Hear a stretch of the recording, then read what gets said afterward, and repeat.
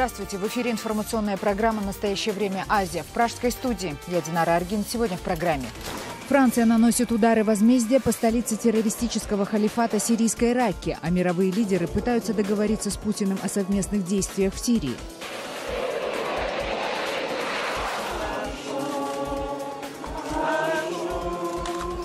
Мир скорбит по жертвам парижских терактов. В Москве к посольству Франции почтить память погибших пришли десятки тысяч людей. Франция, держитесь. Мы, русские, с вами вместе обязательно победим.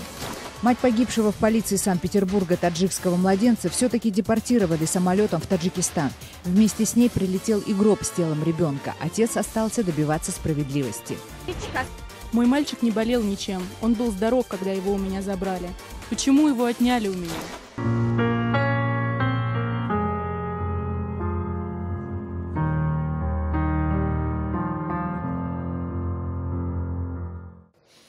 ВВС Франции нанесли самый мощный в своей послевоенной истории авиаудар. Была атакована так называемая столица исламского государства, город Ракка в Сирии. Как сообщают западные СМИ со ссылкой на французское командование, 12 боевых самолетов ВВС Франции разбомбили командный пункт и тренировочный лагерь террористов. Самолеты вылетали из Иордании и Объединенных Арабских Эмиратов. Специалисты полагают, что это только начало операции возмездия после парижских терактов. Тем временем в самой Франции начались массовые облавы и аресты возможных пособников террористов. Премьер-министр Франции Мануэль Вальс сообщил, что полиция провела свыше 150 рейдов по всей стране. Как сообщают источники, во французской полиции уже арестовано несколько десятков человек и изъято оружие. Операция по задержанию организаторов и участников прошла и в Бельгии. Оттуда поступает противоречивая информация. Сначала СМИ сообщили, что в брюссельском районе Моленбек с боем арестован один из участников теракта в Париже. Якобы именно он арендовал машину, на которой перемещались по Парижу террористы. Но позже бельгийские власти эту информацию опровергли, хотя местные телеканалы сообщают, что в районе операции звучали выстрелы и даже прогремел взрыв. Всего же в Бельгии арестованы по подозрению в причастности к парижским терактам не менее 7 человек. Теракты в столице Франции были главной темой на саммите Большой двадцатки G20 в турецкой Анталии, где неожиданно прошла встреча президентов США и России. После импровизированных переговоров в кулуарах саммита Обама и Путин резко изменили враждебную риторику по отношению друг к другу и заговорили об общей стратегии борьбы с исламским халифатом. Как заявили представители Белого дома, президенты двух стран сошлись во мнении, что возникла необходимость решить сирийскую проблему, которая стала еще острее после пятничных нападений в Париже. Барак Обама и Владимир Путин также заявили о том, что надо добиться перемирия и переходного периода в управлении Сирией. В частности, представители Белого дома, которые еще в минувшую пятницу говорили о диаметрально противоположном подходе к решению сирийской проблемы, сегодня говорят о том, что при общей стратегии Америки и России в борьбе с ИГИЛ стороны расходятся лишь в тактических вопросах. Боевики исламского государства заявили, что следующие теракты пройдут в Лондоне, где сейчас приняты беспрецедентные меры безопасности. А в британских СМИ развернулась бурная полемика по поводу целесообразности взаимодействия с Россией в вопросах борьбы с исламским государством. Английские газеты читала Шахида Якуб. Газета «Сан» на своих страницах задается вопросом, что же делать для того, чтобы воевать с игиловцами, которые уже проникли в Европу. И интересно, что на редакторской колонке идет призыв такой, что страны Запада, цитата, должны зажать свои носы и идти на сделку с Путиным для того, чтобы формировать многонациональную коалицию по борьбе с ИГИЛом в Сирии и Ираке. Сейчас время терять некогда, надо идти на любые компромиссы, говорит газета «Сан», и это достаточно радикальный призыв. В принципе, то же самое звучит со страницы британской «Таймс», которая тоже немного консервативная, не в таких тонах, более умеренно говорит о том, что пора бы нам собраться все вместе и разговаривать о том, как и что делать для того, чтобы жить спокойно. Сблизятся ли позиции России и Запада на фоне парижских терактов? Что означает стремительная смена интонаций западных политиков в отношении российского президента? Об этом с политическим обозревателем «Радио Свобода» Ириной Лагуниной побеседовал Сергей Дорофеев. Здравствуйте, Ирина. Добрый день. В Европе не до аннексии Крыма. Сейчас уж точно. Такое впечатление, что и про Донбасс скоро забудут. Россия в Сирии с подачи того же экс-президента Франции может чуть ли не возглавить коалицию. И Обама на этом фоне проявляет такую достаточно умеренную, мягкую позицию. Что вы думаете на этот счет? Ну, вы знаете, это, Сергей, зависит от того, как подавать, конечно, и как продавать себя. Итоги Большой двадцатки показали, что действительно сейчас все лидеры европейские и мировые вынуждены были и как бы идти на какие-то компромиссы с Россией, потому что сейчас, в минуту трагедии, в минуту террора, в минуту ужаса сказать, что у нас здесь остаются какие-то противоречия, мы не будем выступать единым фронтом в Сирии, довольно сложно для любого западного лидера. Но если вы внимательно посмотрите на заявление того же, например, Дэвида Кэмерона, то вы поймете, что не договорились ни о чем опять. По одной простой причине: исходные позиции как были, так и остались. Россия требует, чтобы Асад оставался у власти. Асад неприемлем для Запада. Так что здесь, я думаю, это больше сейчас реакция именно на общественное мнение, чем реальная политика, которая нас ждет впереди. Если вспомнить 2004 год и теракты в Испании на железной дороге, тогда, через некоторое время, Мадрид вывел свои войска из Ирака. И сейчас понятно, что Франция отступаться не будет. И в эти дни, и сегодня наносятся французскими самолетами удары по ИГИЛ. То есть эти теракты тогда, в 2004 году, это была месть одной стране. Сейчас речь идет о мести всей Европе. Какой ответ готова предложить Европа? Одних только ударов по ИГИЛ будет недостаточно. Это купирует последствия, а не причину. В Испании все-таки была немножко другая ситуация до терактов в поездах. Есть понимание того, что Сирия представляет чудовищную угрозу, и как бы угроза не только региону, угроза безопасности самой всей Европе. В этих условиях продолжать бомбардировки, которые Франция начала в сентябре, французскому правительству сейчас довольно как бы легко общественное мнение его поддерживает. Ну, все понимают сейчас, Сергей, что ударов с воздуха действительно недостаточно. Какой ответ может предложить Европа? Идеальной, конечно, была бы наземная операция. Пойдет ли на это Европа, я не думаю. Предоставлять разведданные, больший обмен данными разведки тоже хороший вариант. Я думаю, что, кстати, он один из первых с точки зрения сотрудничества с Россией сейчас будет. Во всех европейских странах объявлен критический уровень террористической угрозы. Террористов ищут и в Испании, которая рассматривается как страна, где они могут скрываться. Какие меры принимаются в этой стране? Об этом нам сообщила из Мадрида журналист Лариса Шевченко. Вот как она описала ситуацию в столице Испании. Гораздо больше полиции в городе, и причем эта полиция вооруженная, усиленные, безусловно, железнодорожные станции, музеи, какие-то площади, где большое скопление людей. Учитывая то, что некоторые из террористов, им удалось скрыться от полиции, и их возможные пути отступления – это либо Бельгия, либо Испания.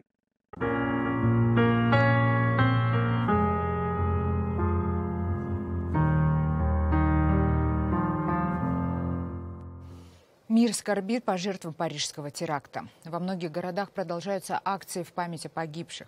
В 12 часов дня во всех европейских городах прошли минуты молчания. Вот как это происходило в Париже. В полдень в столице Франции зазвучали сирены, зазвенели колокола. На минуту остановилась работа всего общественного транспорта. Вы видите, как люди продолжают нести цветы и свечи к местам терактов. На улицах по-прежнему немноголюдно. Многие вспоминают события ужасной ночи с пятницы на субботу. Мы были около бара, услышали петарды, то есть нам показалось, что это петарды. Мы обернулись и увидели двоих молодых людей, им было не больше 25 лет, с калашниковыми. Они велели лечь на пол, один показывал нам жестами, что мы должны лечь. Все, кто был в помещении, так и сделали. На мне сверху лежали люди. Они постоянно стреляли, но иногда прекращали. Тот, которого я видел, он был в тренировочном костюме с белыми полосками. Ему было не больше 25. У парня были темные волосы, он был очень спокоен, вот что меня по-настоящему удивило. В какой-то момент я повернулся, мы не могли понять, это настоящие пули или нет. Потом я увидел, как он застрелил человека, и все понял. Я переходил улицу, и тут вдруг бум, взорвалось прямо передо мной. Все разлетелось на куски и летало вокруг меня. Я упал на землю и стал отползать назад. Удары пришлись на мобильник, и он меня спас. У моего отца стоит протез коленного сустава, и он не может сгибать ногу. И вот он лежит на полу, подходит террорист и пинает его по ноге, чтобы понять, жив он или нет. Отец чуть не застонал, но сдержался. Мужчина ударил его второй раз, третий, потом встал рядом с ним и начал стрелять. Пули прошли в 30 сантиметрах от его головы. Лежавший рядом с отцом мужчина был убит выстрелом в голову. Мы поговорили с нашим корреспондентом во Франции Натальей Коневской, которая выехала из Парижа, чтобы посмотреть, что происходит за его пределами и как осуществляются чрезвычайные меры, объявленные французским правительством. Я могу сказать, что я этим утром была в дороге на север Франции, в Кале. Не было вообще заметно какого-то повышенного присутствия сил правопорядка, полиции, жандармерии или военных.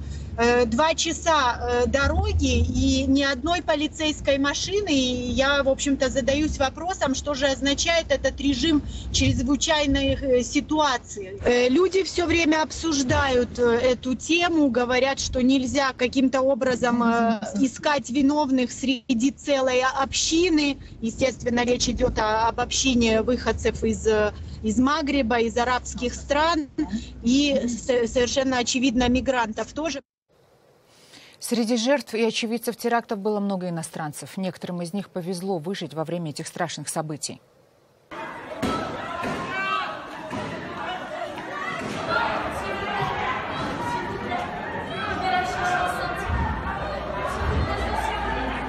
Две британки находились на концерте в парижском клубе «Батаклан», когда туда ворвались боевики и открыли стрельбу по посетителям. Сейчас они вернулись домой в Глазго и рассказали, как им удалось пережить нападение. Была серия выстрелов. Люди сначала подумали, что это часть шоу. Потом раздалась вторая очередь, и все начали инстинктивно пригибаться. А я сказала: бежим отсюда скорее. Мы были рядом с выходом, но повернули не туда. Если бы мы побежали налево, то попали бы на улицу. Наверное, были бы первыми вышедшими из здания. Но мы повернули направо и оказались в комнате, откуда не было выхода. Мы нашли дверь в подвал, прошли через нее и поняли, что мы в ловушке. Через несколько секунд дверь распахнулась. Мы подумали, что за нами пришли и что мы сейчас умрем. Но это были двое других зрителей. Мы забаррикадировались, выключили свет и следующие 3 часа просидели там, слушая, что происходит. Позже британок и 2 итальянцев вызволили из подвала французские полицейские. Как выяснилось, женщинам повезло, что они не выбежали в самом начале на улицу, поскольку боевики стреляли из окон. Незадолго до нападения в Европе слышались призывы остановить поток мигрантов с Ближнего Востока. Ситуация с беженцами привела к росту антиисламских настроений. Однако пережившие нападение британки говорят, что атаки смертников никак не связаны с религией. Это не имеет ничего общего с исламом. Это просто бессмысленный терроризм. Нормальные мусульмане осуждают это точно так же, как и мы. Нападавшие лишь использовали религию, чтобы оправдать свои действия. Но это никакой не ислам, а просто трусливый терроризм. По последним данным, в результате серии атак во французской столице погибли 132 человека. Еще около 350 получили ранения. Почти 100 пострадавших находятся в критическом состоянии. Ответственность за нападение взяла на себя запрещенная в России группировка «Исламское государство». Минутой молчания почтили память погибших в терактах в Париже и в Праге. Люди собрались в центре города на Староместской площади. Как прошла акция памяти, рассказал наш корреспондент Тимур Олевский. В центре Праги много туристов и мало машин, которые гудят по такому случаю. Поэтому минута молчания, которая была объявлена сегодня Евросоюзом на всем континенте, прошла, может быть, не слишком заметно, но прошла. Местные музыканты перестали играть на некоторое время, а на звонницах храмов ударили колокола.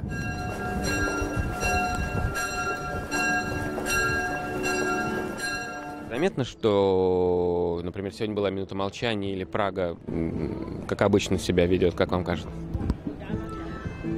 Мы не заметили, потому что мы туристы, мы с группой, поэтому, в принципе, мне кажется, заметно по людям, что все равно, это во всем мире переживают люди. Россияне напуганы, я слышал, то есть... Как это проявляет?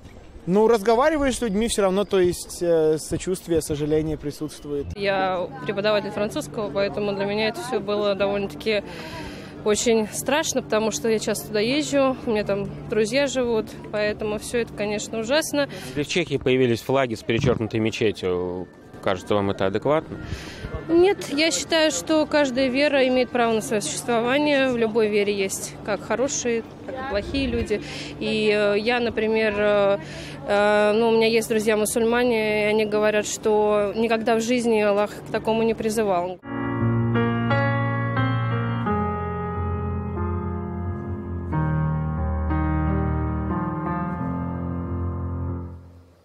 Особый резонанс события во французской столице вызвали в России. Такой реакции в Москве не было даже после катастрофы российского авиалайнера в Египте. Тысячи людей выстроились в многокилометровые очереди перед французским посольством, чтобы выразить свои соболезнования народу Франции. Многие воспринимают эту трагедию как свою личную. Вот что говорят москвичи. Очень люблю французский язык. И как результат была много-много раз во Франции, в Париже, в Орлеане, в Биаррице, в Ордо. И для меня это просто моя личная потеря и боль, потому что я действительно очень люблю Францию. И если меня спросить, где бы я еще хотела жить, кроме России, это только Франция. Как можно с этим бороться? Ну почему мы вместе не соберемся и не накажем их за все, что происходит? Не понимаю, ну, Франция, держитесь. Мы, русские, с вами вместе обязательно победим. У нас только у самих трагедия была наша. А теперь в Париже, не бывает трагедии только одной страны, понимаете? Это трагедия всего мира, всего человечества. Мы все бессильны против такого. Очень сочувствую, сопереживаю с народом Франции. Жаль, очень жаль. Боюсь, что это не последнее. Я считаю, что обязательно нужно миром всего задуматься и садиться за стол переговоров и как-то решать эти проблемы. Невозможно, чтобы мирные граждане, люди, которые вообще ни при чем, погибали. Также тысячи людей приходят в эти дни с цветами и свечами к представительствам Франции в других крупных городах России, Санкт-Петербурге и Екатеринбурге. Наш корреспондент Екатерина Пономарева поговорила с жителями Урала по поводу трагических событий в Париже. После терактов в Париже боитесь, что такое же может в России произойти? Может быть, вполне. А что нужно сделать, чтобы такого не было? Я считаю, избомбить надо этих террористов. После таких терактов страшных в Париже, как думаете, можно до нас добраться? Запросто. Боитесь? Очень.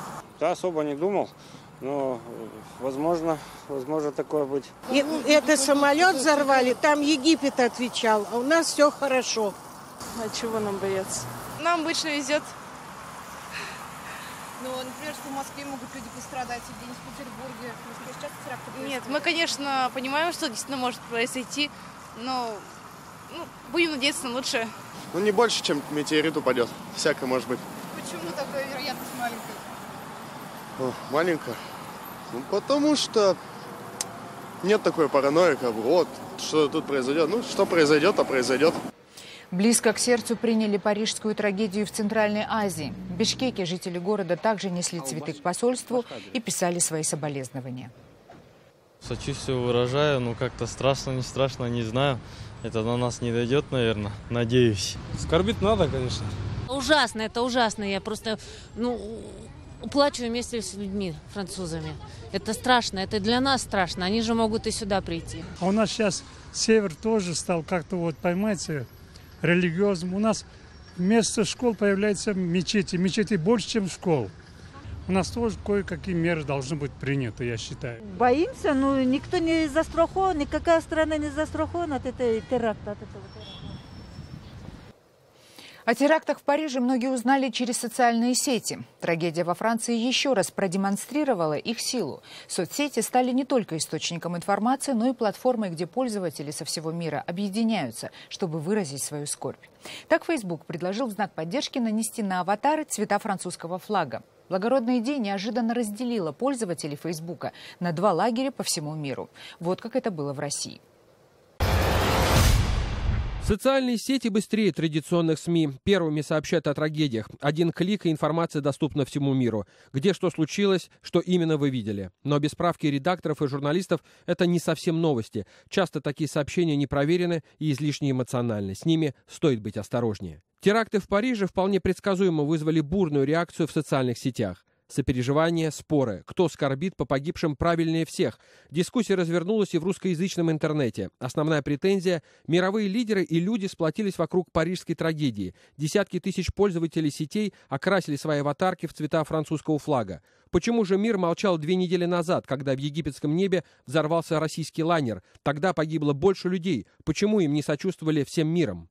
В ответ простые аргументы. Российские власти до сих пор официально не признали трагедию самолета «Когалым-Авиа» террористическим актом. В Кремле хранили молчание, пытались убедить мир, что виной всему техническая неисправность, а федеральные СМИ выдвигали версии о причастности к теракту британских шпионов или сговоре между ИГИЛ и Вашингтоном.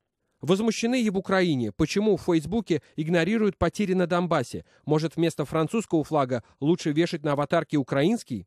Возмущение украинцев и россиян вовсе не единичны. В соцсетях спрашивают, а как же теракт в Бейруте накануне парижского? Что насчет расстрела христианского университета этой весной в Кении?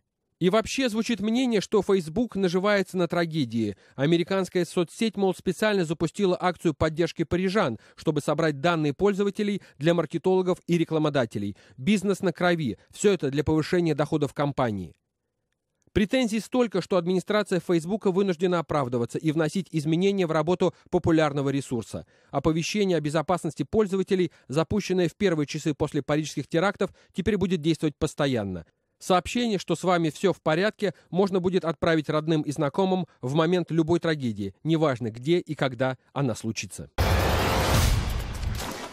Российские власти все-таки депортировали мать погибшего таджикского младенца на родину. 16 ноября в Душанбе приземлился самолет из Санкт-Петербурга, на борту которого находилась Зарина Юнусова и гроб с телом ее 5-месячного сына Умарали Назарова, погибшего более месяца назад в полиции в северной столице России. Ее муж Рустам Назаров остался в Санкт-Петербурге добиваться наказания для виновных в гибели ребенка. У нас на связи наш корреспондент Анушервон Арипов. Анушервон, здравствуйте. Что сказала Зарина Юнусова журналистам и будет ли проводиться местная экспертиза смерти ее сына? Здравствуйте, Динара. Да, уже состоялись похороны 5-месячного Умарали Назарова в Файзабадском районе, родном селении родителей Кала и Дашти. Родственники ребенка сообщили, что первоначально планировалось провести здесь, в Душанбе, независимую судмедэкспертизу.